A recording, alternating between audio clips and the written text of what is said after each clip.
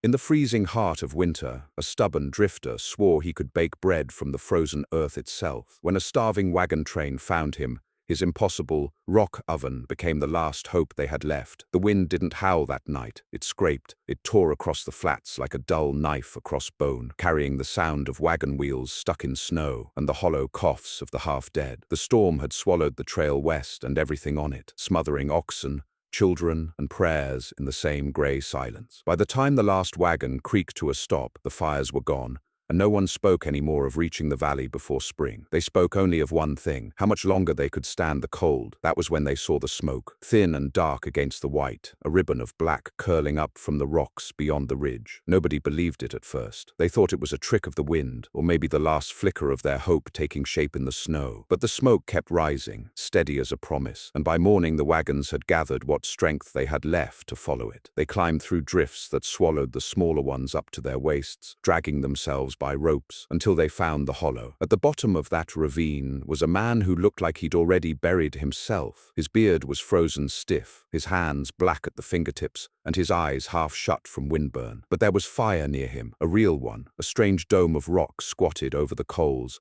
glowing faintly red from the seams, and beside it lay a smell no one had felt in months: baked bread. He didn't turn when they stumbled down toward him. He just kept working, lifting flat stones with a stick and sliding out something round, steaming and golden from inside the crevices. The woman who reached him first, her name was Clara, though no one said it out loud anymore, fell to her knees and wept. The sight of bread broke her harder than hunger ever had. The man's voice came like gravel shifting under frost. "Don't crowd," he said. "Heat don't like shadows." He glanced up then, his face so still it might have been carved from the same stone he cooked with. "You got sick ones? Bring 'em close. The rocks hold through the night." The children gathered near first. He didn't smile at them, didn't pat their heads or speak soft. He just tore the loaves into halves and handed them out without a word. Every few moments he'd look at the oven, tilt his head slightly as though listening to something inside it. The wind shifted, and the flames inside pulsed, throwing light through cracks that shouldn't have existed. Someone whispered a prayer. Someone else whispered, "He's mad." They said his name was Garrett Rowe, though he never introduced himself. He'd been seen months back, traveling alone after a storm had buried his wagon. Folks had said he'd lost everything. Others said he'd gone off to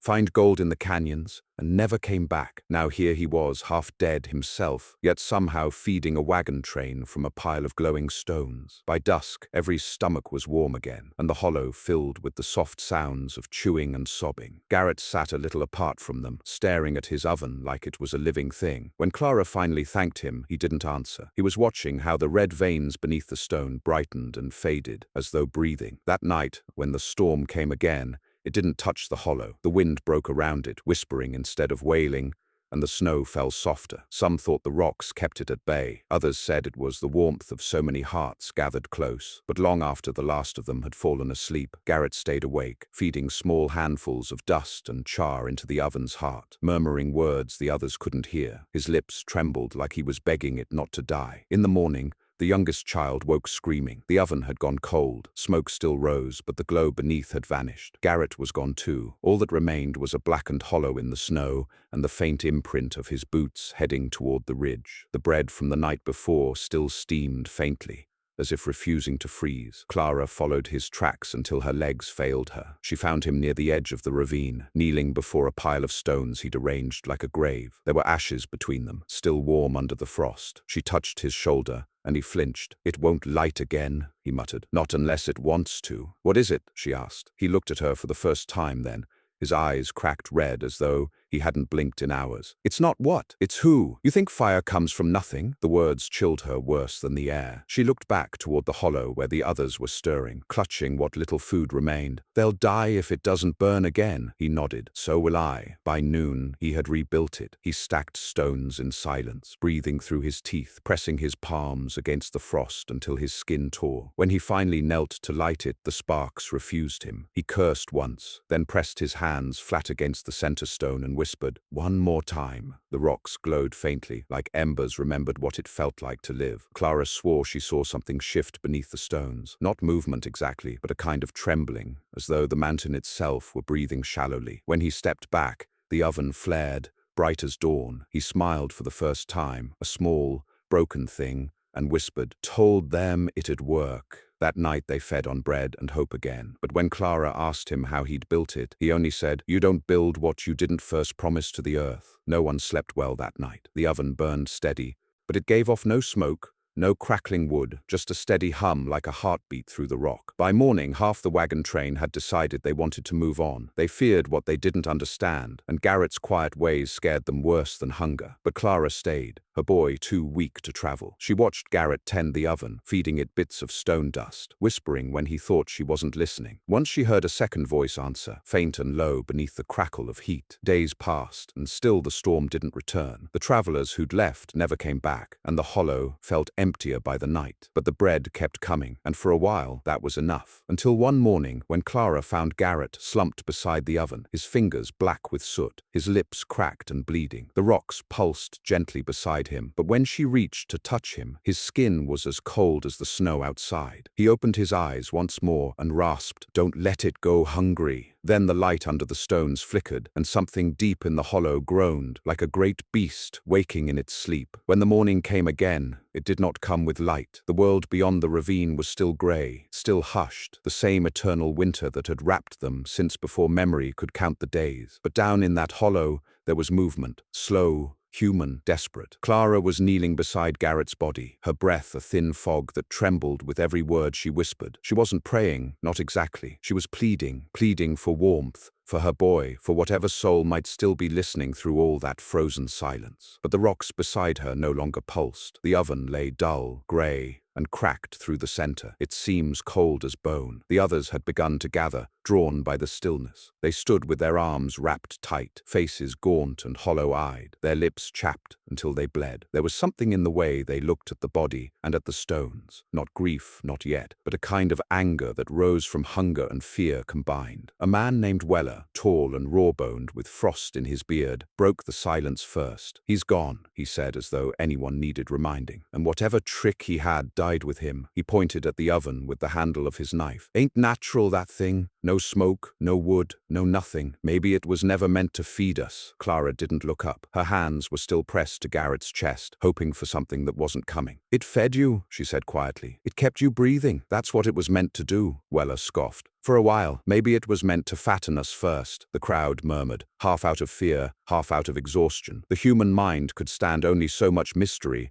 when its belly was empty and the snow kept falling. They started to argue about leaving, about burying him, about breaking down the oven for stone, until Clara rose and turned on them. There was something in her eyes that stopped even Weller mid-word. "You take one stone from that oven," she said, "and I swear it'll be your grave next." It wasn't a threat, not exactly. It was closer to a prophecy, because something about that oven had changed them all. None of them wanted to admit it, but the truth of it sat heavy in their hearts. Without Garrett, without that impossible warmth, they wouldn't last a week. And if it really was unnatural, as Weller said, then maybe they'd already gone too far to turn back anyway. Clara covered the body with his own blanket and built a mound of snow over him. Her son, little Nathan, helped her gather stones for a marker. He was too small to understand death, but he understood what his mother's shaking hands meant. He asked her, "Mama, will the oven still make bread?" And the question nearly broke her. She didn't answer him. She just took his hand and walked him back toward the hollow. That night, as the wind began again, she sat beside the oven and stared into the cold cracks. Her breath fogged the surface of the stone. Somewhere deep inside, she thought she heard the faintest echo of a heartbeat. Slow, uneven, fading. She reached out and laid her palm flat against it. "You said not to let it go hungry," she whispered. "But I don't know what it eats." Behind her, Nathan coughed, dry, shallow, the sound of a child slipping away from warmth. She turned and saw him curled against the wagon wheel,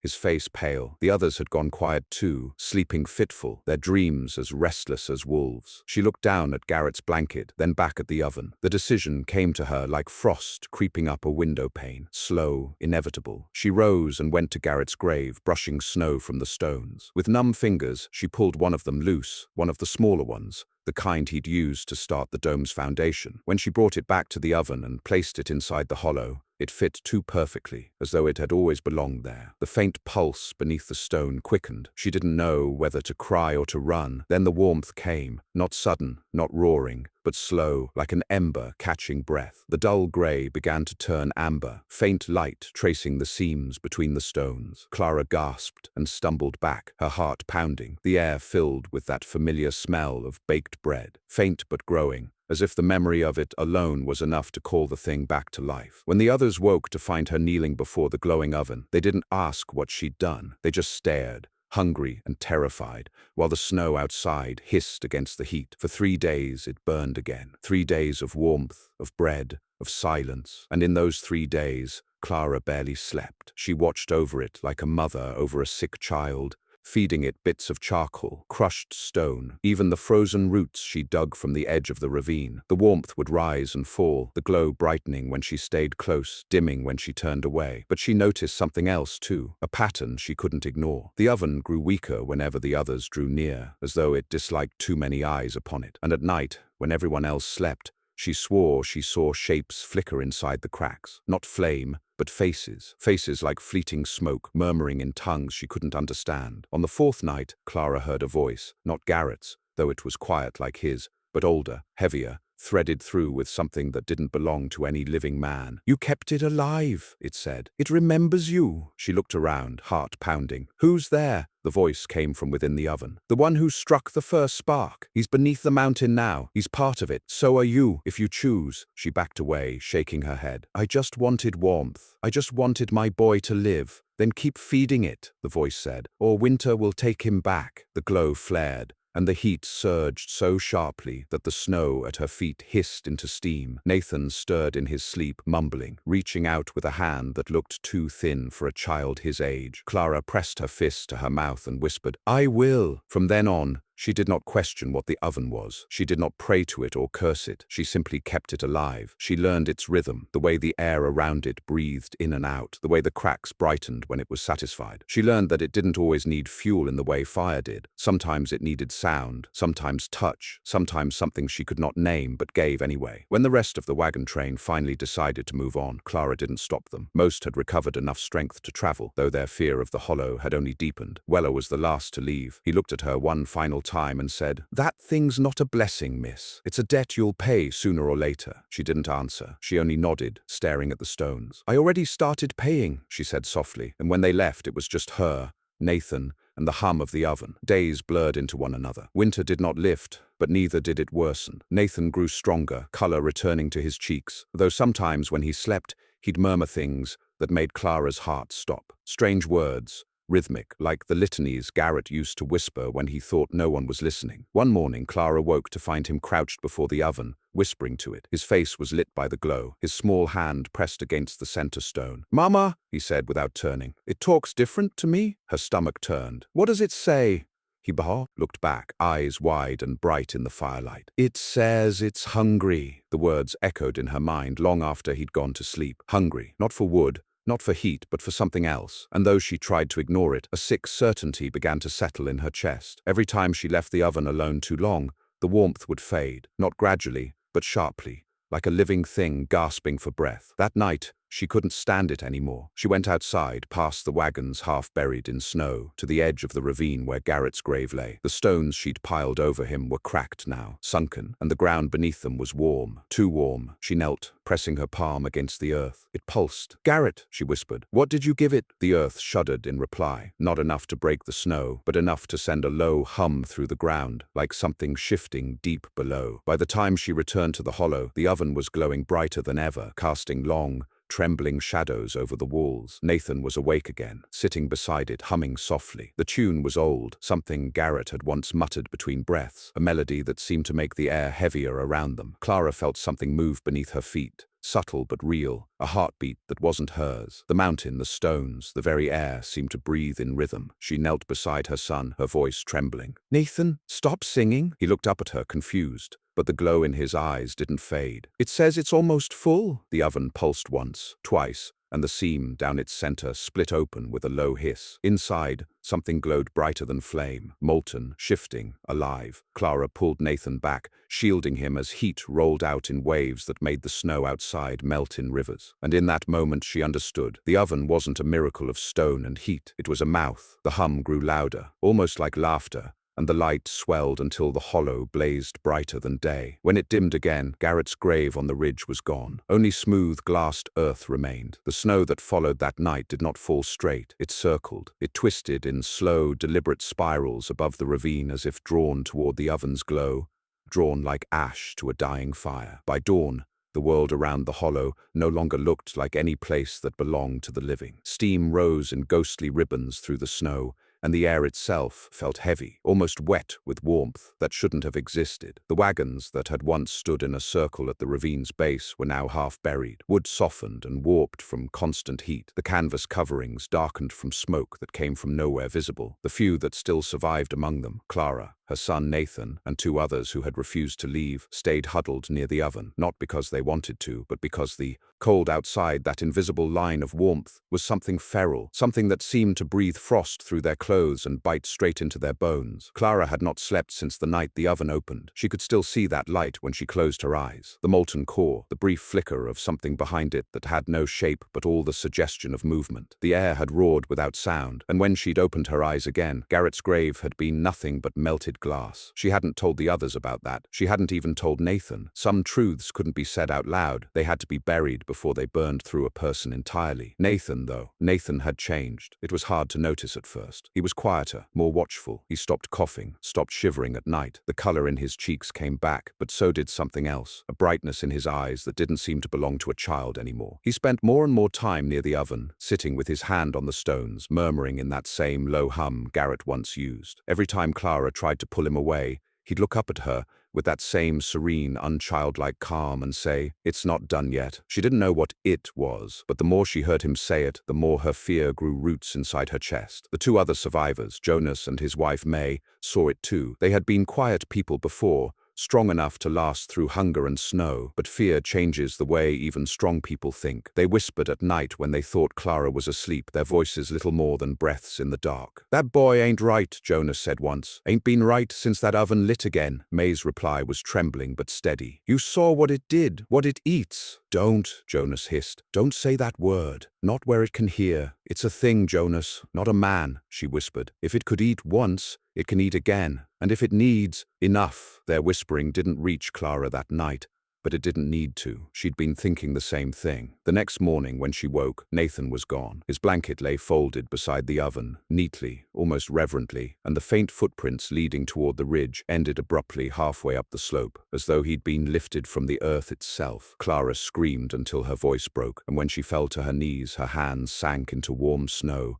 that melted around her wrists. She turned toward the oven then, and the hum that came from it was louder than ever, steady and rhythmic, like breathing through stone. Jonas and May stood behind her, silent. There were no words left to say. That day, Clara didn't eat, didn't drink, didn't move. She sat before the oven and stared into its seams. They glowed faintly, the light shifting from red to orange to a dull, living gold that pulsed in slow intervals. Every pulse felt wrong, too human. It matched her heartbeat. Then it matched 2 heartbeats. Then it matched 3. By evening she thought she heard laughter again. Not the sound of joy, but something like a whisper caught between flame and wind. She pressed her hands against her ears, but it wasn't in her ears. It was inside her, in her ribs, in her teeth. The sound came from below her, from the ground itself. When she finally spoke, her voice came out cracked and dry. "Take me instead." The hum stopped. For the first time in days, the air around the oven went still. The glow dimmed. Clara didn't move. She didn't breathe. She just stared at it, waiting. Then slowly, a hairline fracture split the center stone, and a thin breath of steam hissed out, curling toward her face. She reached out before she could stop herself, laying her hand flat against the crack. Something pressed back. She jerked her hand away, but not fast enough. The skin on her palm was already burned, not by fire, but by cold. A perfect circle of gray flesh spread across her hand, like frostbite in reverse, numbing everything it touched. Her breath came shallow. The world tilted. Jonas rushed toward her, grabbing her shoulders. "Clara, what did you do?" She stared at the mark, her voice trembling. "It asked for something." "What?" "Promise." He swore under his breath and pulled her back. But the moment his shadow fell across the oven's light, the hum returned, angrier this time, deeper, like thunder caught in the belly of the earth. The snow around them shifted, stones rolled from the ridge. Jonas backed away, dragging Clara with him. "May!" he shouted. "Get the rope! We're leaving! Now!" But when May didn't answer, he turned and saw her standing at the edge of the hollow, her eyes wide and glassy, her face bathed in the light. She wasn't breathing. The steam that rose from her body shimmered, faint and blue. Her mouth was open in a half-whisper, as though she were trying to speak but couldn't. Then she fell forward, and the snow caught her softly, like the earth itself was claiming her. Jonas ran to her, screaming her name, but the moment he touched her, he recoiled. Her skin was blistered. The air around her body was hot enough to burn. Clara crawled to them, choking on the smell. The oven was glowing brighter now, its cracks bleeding light that pulsed like veins. She reached for Jonas, pulling him back before the heat took him too, but he fought against her grip. "She's not gone! She's not gone!" When he turned back toward the body, though, it was already changing. The snow beneath May melted into a pool of grey, and the light from the oven bent toward it, thin tendrils of fire, curling like threads of silk, connecting her to it. The ground swallowed her slow, inch by inch, until there was nothing left but steam rising where she'd fallen. The humming stopped again. The light steadied. The air cooled. Clara pulled Jonas away, but he didn't resist. He just stared, his eyes hollow, his hands shaking as he whispered her name over and over until the words lost meaning. They didn't sleep that night. Neither of them dared to. Sometime before dawn, Jonas stood and said, "I'm going after him." Clara looked up, hollow-eyed. "Nathan?" He nodded. "That thing took him. If there's any chance he's alive." "He's gone?" Jonas shook his head. "No. If it can take, it can give. Garrett brought food from nothing. Maybe it can give him back. You saw what it gave back to May." "I saw her burn," he said, his voice breaking. "And I'll burn too if I stay here doing nothing." Before she could stop him, he was climbing the ridge. Clara shouted after him until her throat bled, but he didn't turn back. He walked straight toward the line of melted snow, where Garrett's grave had been. The air shimmered there. The frost turned to mist. She saw him vanish into it. One step, then another, then nothing. And the oven's hum deepened again, lower than before, slower, like a heartbeat that had doubled in size. Clara stayed. She had nowhere else to go. The hours after that were a blur, half waking, half dream. Sometimes she thought she saw Nathan's face in the steam, small and smiling, calling her name from somewhere she couldn't reach. Sometimes she thought she saw Garrett too, kneeling beside the oven, whispering in that same low tone, though the words were different now, crueler. Sometimes she thought she heard them both at once, voices layered, harmonizing through the heartbeat of stone. By the second day without sleep, she began to understand the rhythm. The hum had patterns, words even, though not any she could speak. It was more like the shape of words, their weight and intent pressing through the air. She began to answer without meaning to. Her voice blended with it, not words but breath. The sound soothed her, filled her, and when she closed her eyes, she saw warmth. She saw the oven's light spreading outward, melting the endless snow, bringing back rivers and trees and life. It wasn't evil, she thought. It was old, older than the frost, older than hunger. It only took because taking was the price of keeping the world alive. That's what it had told her. That's what Garrett must have known. When she opened her eyes again, the world outside was quiet. Too quiet. The wind had stopped. Even the snow had stopped falling. The sky was grey and still, the kind of stillness that comes before something permanent. Clara stood and walked to the oven. It pulsed gently, like a heart waiting for a hand to steady it. She reached out and laid her marked palm against the center. The grey circle burned red again, and the hum softened, became almost kind. "I understand now," she whispered. "You never wanted to hurt them. You just wanted to live." The hum deepened. "But you can't live without someone to feed you, can you?" The oven shuddered in response. Cracks widened. Steam hissed through. The air grew thick, heavy with that scent of bread again, sweet and bitter all at once. Clara smiled through tears. "Then take me. Just let him go." The light flared, and for one infinite moment she saw them all. Garrett, Nathan, May, even Jonas, standing within that molten glow, faces calm, eyes closed, their outlines dissolving into amber dust. The hum rose into a song now, not of hunger, but of release. The air exploded into heat. When it cleared, the ravine was silent again. The oven stood alone, dark and cold. Snow fell softly over it, filling its cracks. The warmth was gone, but miles away on the far side of the ridge, a small boy stood barefoot in the snow, steam rising from his skin, eyes wide and glowing faintly gold. He breathed once, a long, trembling breath, and the frost around his feet began to melt. Behind him, beneath the snow, The mountain rumbled. The mountain did not sleep after that night. It pulsed beneath the snow like a slow, aching heart. The wind still moved through the valley, but it carried something different now. Not just the dry whine of winter, but a deep, low rhythm that seemed to come from the ground itself. To those who would later wander near those frozen flats, it would sound like the groaning of ice breaking underfoot. But to anyone who had once stood in that hollow, to anyone who had ever seen the glow that came from within the rock oven, it sounded like breath, slow, patient breath. Days later, the blizzard broke. The grey veil of clouds thinned until sunlight, pale and colorless, touched the snowfields for the first time in weeks. A wagon train crawling eastward from the river plains caught sight of smoke rising over the ridge, the kind that looked like it came from firewood, not frozen brush. They followed it out of instinct, not knowing the ground they crossed had already taken others. At the head of that wagon train was an old trapper named Pike, tall, wiry, his beard a tangled white mat streaked with soot. He'd led 22 souls through storms worse than this one, and lost only 2 along the way. But as they rode closer to the ridge, even he felt something sour turn in his gut. "Hold up," he said, pulling his reins. The horses stamped and snorted, their breath clouds of fog that twisted in strange ways, curling back toward the hollow as if drawn there. Pike squinted into the sunlight, shading his eyes. "Smoke's wrong color." One of the younger men, Elias, peered beside him. "Looks like firewood to me." "Firewood don't burn gold," Pike muttered. Still, they went on. Hunger has its own laws, and curiosity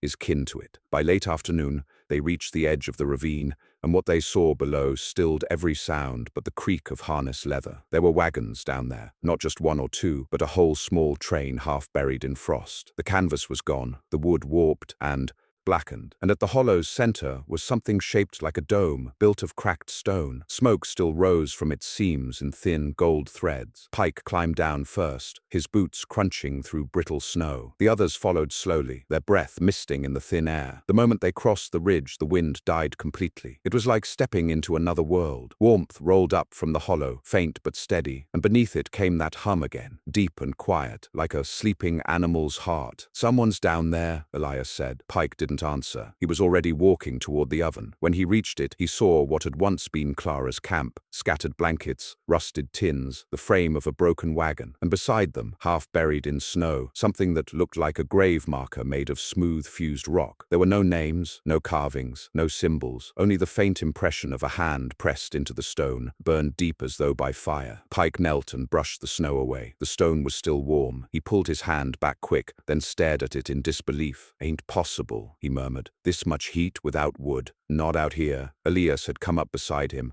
eyes fixed on the oven. Maybe they'd dug a vent down to some hot spring. "Then where's the steam?" Pike said. He leaned close, listening. "Hear that?" The young man frowned. "Hear what?" "That hum, like it's breathing." Elias shook his head. "You've been too long in the cold." But then the boy stopped, because he did hear it, a slow rhythm under the wind, pulsing through the soles of their boots. It wasn't the echo of air through rock. It was too steady, too deliberate, like something waiting to be answered. "Whatever it is," Pike said, "it ain't natural." He straightened and turned to the others. "We'll camp higher up the ridge. Don't want to sleep too close to that thing." But night came quicker than they expected, and before long, the cold forced them back down. They built their camp near the wagon husks, close enough to feel the warmth radiating from the stones. The air smelled faintly of smoke and something sweet, like roasted grain, though none of them had eaten bread in weeks. As the others slept, Pike sat awake beside the oven, watching the light pulse faintly between the cracks. It reminded him of the way embers looked after a fire should have died. Too bright to be natural, too steady to be alive. He rubbed his hands together and muttered under his breath. "You're just a pile of rocks," he said. "Ain't nothing more." But the rocks answered him. The hum rose, slow and low, vibrating the air around him, until his teeth ached. Pike froze, staring. The light inside the oven brightened, once, twice, and then steadied. He stepped back, heart pounding. "Who's there?" The hum deepened. Beneath it came a sound, almost like a voice, distant and muffled, as though speaking from far underground. It wasn't words at first, just rhythm, tone, something that felt almost like language but older. Then faintly he heard it form a word he understood. "Hunger!" Pike stumbled backward, tripping over his own pack. The sound faded immediately, and the light dimmed. The night was still again. He stood there for a long time, listening to the silence, then spat into the snow. "I don't scare easy," he muttered, though his hands were shaking. By morning, the others found him sitting by the cold ashes of their small fire, staring into nothing. He didn't tell them what he'd heard. Men who've lived long in the wilderness know when to keep their fear quiet. But all that day, he watched the oven. Around noon, one of the children from the wagons, a girl with hair so pale it was nearly white, wandered close to it. Before anyone could stop her, she crouched near the base, holding her hands out like she was warming them. "Hey!" Pike barked. "Get away from there!" She didn't move. The hum had started again, faint but clear. The light beneath the stones glowed brighter, reflecting in her eyes. Elias ran toward her, grabbed her arm, and jerked back with a cry. "She's burning!" he shouted. But when Pike reached them, her skin was cold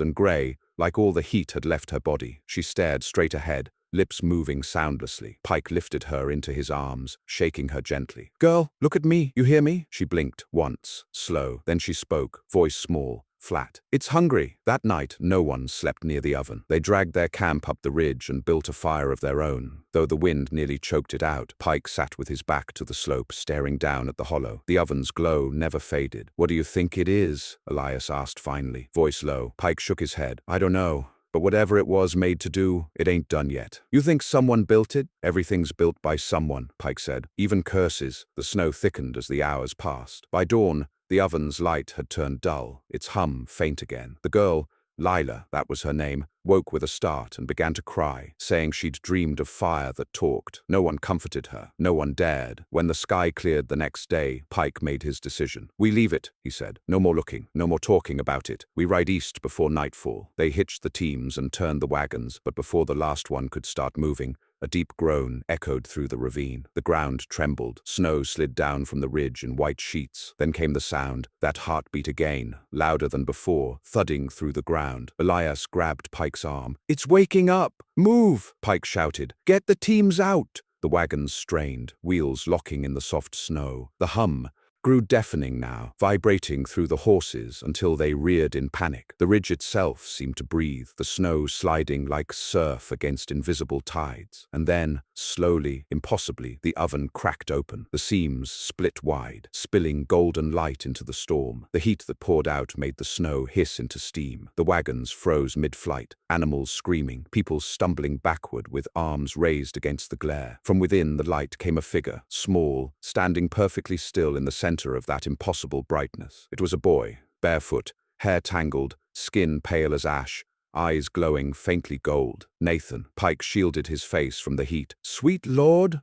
The boy looked around the hollow, his gaze calm, unblinking. When he spoke, his voice was quiet, but carried like wind over ice. "It's not done," he said. Elias whispered. "What ain't?" "The hunger," Nathan said. "It's growing." The light flared brighter, blinding them all. When it faded again, the boy was gone, and the oven's glow had turned deep red. The snow around it melted in a wide circle, revealing the black, glassy earth beneath, smooth, perfect, as though shaped by unimaginable heat. No one spoke after that. They left by sunset, driving the wagons until the ridge disappeared behind them. But that night, as they camped miles away, the wind carried a faint warmth through the valley, and in the distance the mountain glowed like a coal buried under snow. Weeks later, travelers heading west would tell stories of the strange ridge where the snow never settled, where bread could be smelled on the wind, though no fires burned. Some said it was a spring, some said a ruin from long before. Others said it was a curse, a wound in the earth that still breathed. Pike never spoke of it again, but sometimes, in the middle of the night, he would wake sweating, convinced he could hear that hum again, low, steady, whispering through the ground beneath him. And far away, in the hollow that no one dared to enter, the oven pulsed once more. Inside its cracked stones, shapes moved, faint, childlike shadows, and one by one, the rocks began to glow, as if remembering something they had promised long ago. The mountain's heart beat slower, but it had not stopped. It was waiting. There were no seasons anymore. Not really. The years that came after blurred like smoke over glass. Winters that lingered far past spring. Summers that never thawed. Rivers that froze solid, then boiled in the same breath. The ridge remained. They called it different names as time passed. Firewell Hollow, the Stone Heart, the Bread Grave, each name born from the mouths of those who wandered too near and came back changed or didn't come back at all. But long before it became a legend, before anyone carved it into their maps, the hollow still breathed quietly beneath the snow. Its hum had grown faint, waiting, pulsing through the bedrock like a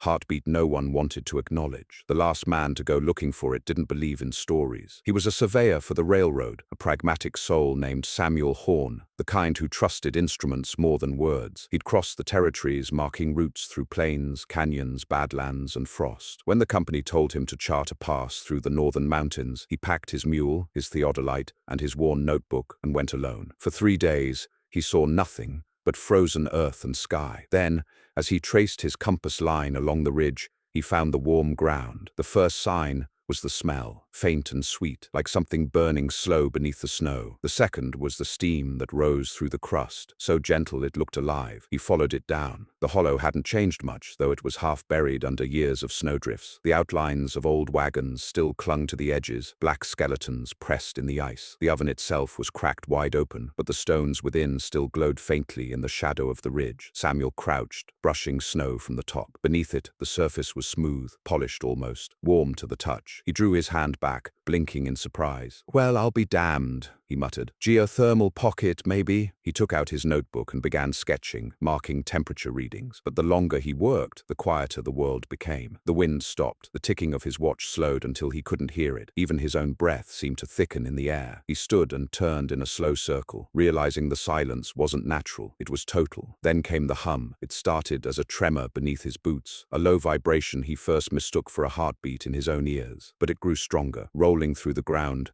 until his knees went weak. He stepped back, staring at the cracked stones. The light beneath them was changing, no longer faint gold, but deep, shifting red. He backed away, his hand going to the pistol on his belt. "All right now, whatever you are." The words dried up, because the glow brightened suddenly, spilling light across the snow like blood through water. The ground shook once, sharp and deliberate. Then the seam down the center of the oven widened, breathing out a rush of heat that hit him like a living thing. He fell backward, gasping, the world tilting as light swarmed his vision. Through the haze, shapes formed, not solid, but human enough to make his chest seize. Faces in the glow, hands pressed against the inside of the stone, reaching, retreating, reaching again. He crawled backward on his elbows, but the hum followed him, deep and rhythmic. "Help us," a voice said. He froze. The sound wasn't echo or wind. It was clear, childlike. "Who's there?" he rasped. "Help us," the voice repeated. The light dimmed enough for him to see her. A woman's outline, kneeling within the glow,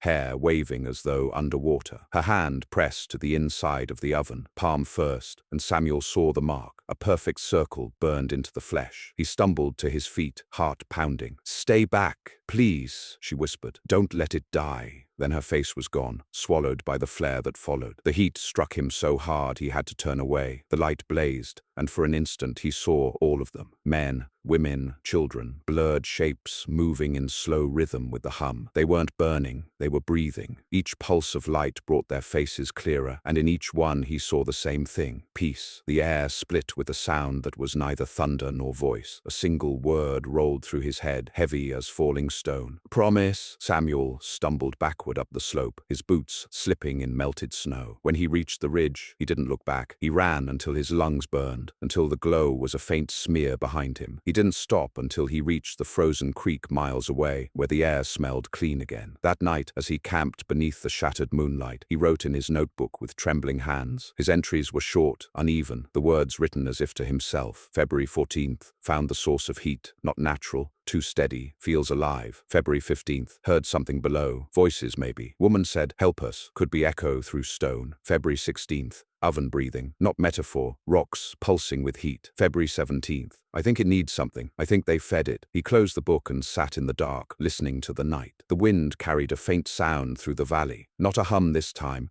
but the whisper of fire being coaxed to life. He told himself it was imagination. He told himself he'd write his report, collect his pay, and never come back. He lied. 3 weeks later, Samuel returned with supplies, wood, tools, a mule dragging a sled of equipment. The company hadn't approved another trip, but he didn't care. Something about that voice, that word, promise, wouldn't leave him. He dreamed of it nightly, dreamed of the faces breathing beneath the rock, of warmth blooming through the frost, of the smell of bread that had no source. When he reached the ridge again, the hollow was exactly as he'd left it, only the snow had melted wider, exposing more of the black glass beneath. He set up camp at the edge and unpacked his instruments, but he never used them. By dusk, he'd dragged a few fallen logs down from the slope, and stacked them beside the oven. He built a fire and waited for it to catch. It didn't. No matter how much he tried, the matches sputtered, the tinder smoked, but no flame would take. He sat back, frustrated, then realized the oven's faint glow had strengthened. He felt its warmth even from where he sat, steady and patient. He stood slowly, drawn forward. "You want to burn," he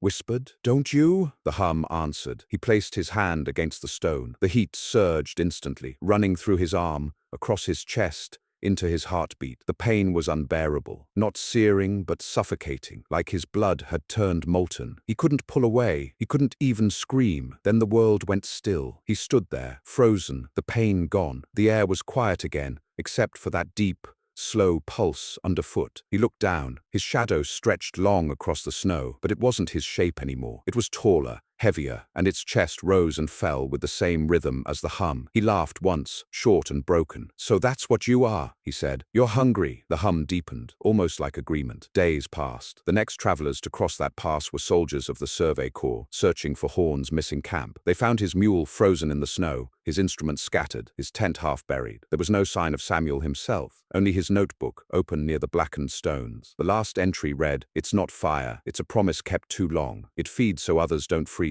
If I feed it, maybe I can keep the warmth alive. Maybe it remembers mercy." When they turned the page, there was a burn mark shaped like a handprint. The paper around it was warm. The soldiers buried what they could find, built a cairn on the ridge, and left before sundown. But that night, as they made camp further down the pass, they smelled it, that faint sweetness in the wind, like bread baking in an oven no one had built. One of them swore he saw smoke rising behind the ridge again, curling gold against the stars. They broke camp before dawn and rode hard until the mountain was gone from sight. For years afterward, those who passed through that region spoke of strange warmth in the coldest parts of winter, of a glow seen through snowstorms, of whispers beneath the ice. The settlers called it superstition. The railmen called it bad luck. But the old trappers said something else. They said the mountain was still breathing, not alive in the way men are, but alive in the way hunger is. And sometimes, if the wind was right, they said you could still hear a voice beneath the hum, a woman's voice, "Don't let it go hungry." And though no one ever dared to rebuild the road through that ridge, a few desperate souls each winter would follow the warmth anyway. Travelers stranded in storms,